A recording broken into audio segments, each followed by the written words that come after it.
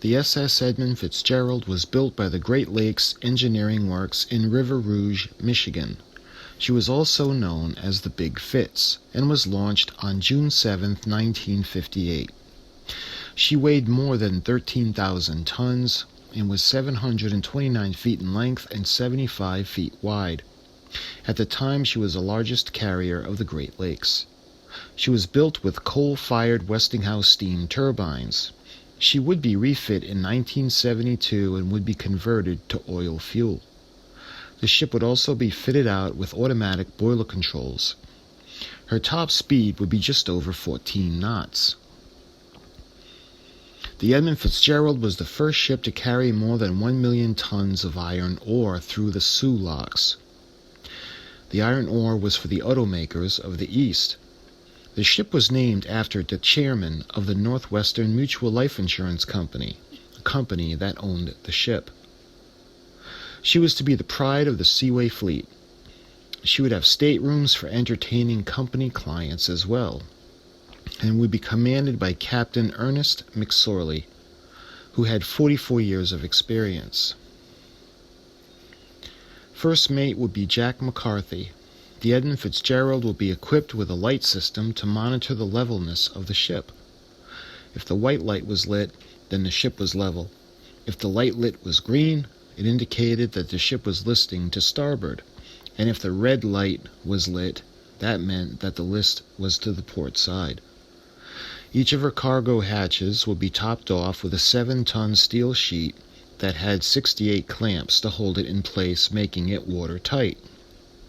Each of these clamps needed to be tightened by the crew by hand. The ship would have a crew total of 29 men.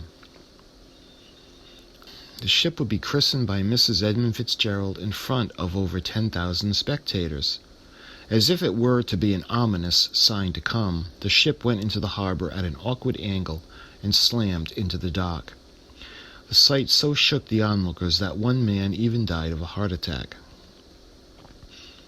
The Edmund Fitzgerald would serve for 17 years before being lost on her 40th crossing. She set records for the heaviest load carried on the Great Lakes as well as the fastest run for the ship of her size. On November 9, 1975, she would arrive at the western end of the lake at Gitchigumi, which means big seawater. At dock number 1, she would take on 50 gallons of fuel. She would also take on a load of 50 million pounds of iron ore pellets. It would take 6 hours to fully load the ship. The Edmund Fitzgerald's destination would be in the Seaway locks at Sault Ste. Marie, at the opposite end of Lake Superior, and the journey was to last 2 days in length. Another ore carrier, called the Arthur Anderson, which would be captained by Bernie Cooper, would follow the Edmund Fitzgerald at a distance ranging from 10 to at times 20 miles behind. The two ships would keep in radio contact. The Arthur Anderson and the Edmund Fitzgerald would share weather information, including a gale warning of high winds and seas as high as 10 feet at the leaving. The two super ships would decide to change course from the normal route and head north to hug the Canadian coastline for shelter from the storm. By the morning of November 10, 1975, the winds had increased to over 100 miles per hour, and the waves were breaking across the decks of the huge ship. In the early afternoon, the two ships had turned south again towards Caribou Island. In the late afternoon, the waves had grown to 16 feet, with hurricane-force winds. It also had started snowing, causing whiteout conditions. Sight of the two ships in relation to each other was now only available through radar contact.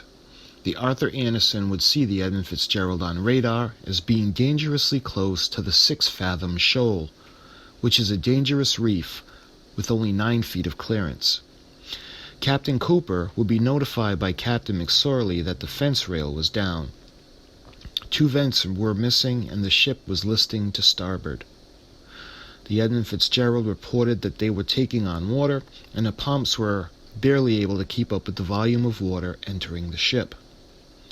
Captain McSorley would slow the speed of the ship down in order for the Arthur Anderson to catch up. Shortly after, the Edmund Fitzgerald would inform the Arthur Anderson that her radar masts had been disabled due to the wind, causing the ship to sail blindly through the storm. To make matters worse, the lighthouse at Whitefish Point would lose power shortly after 4 p.m., taking away visual contact with the shoreline. By this time, the waves had reached upwards of 30 feet and were pummeling both ships. The last transmission to the Arthur Anderson from the Edmund Fitzgerald would be that they were holding their own. At 7:30 p.m. on November 10, 1975, the Arthur Anderson would be able to make visual contact with the Edmund Fitzgerald, and the ship would also disappear from the Arthur Anderson's radar. Despite the Anderson's attempt to raise the Fitzgerald, only radio silence was returned. The Arthur Anderson would reach Whitefish Bay by 9 o'clock p.m. The shortage of search and rescue ships available in the area prompted the Coast Guard to ask several ships dock to aid in the search.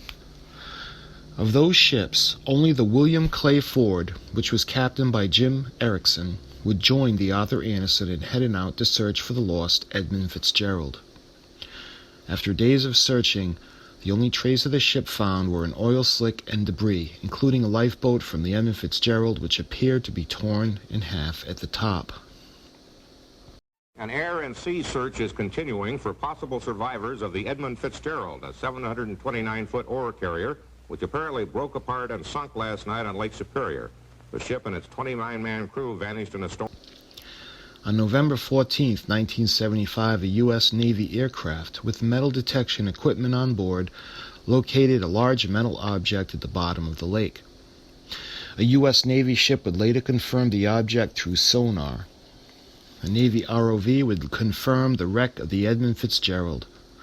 She would be in 530 feet of water, 17 miles off the coast of Whitefish Point.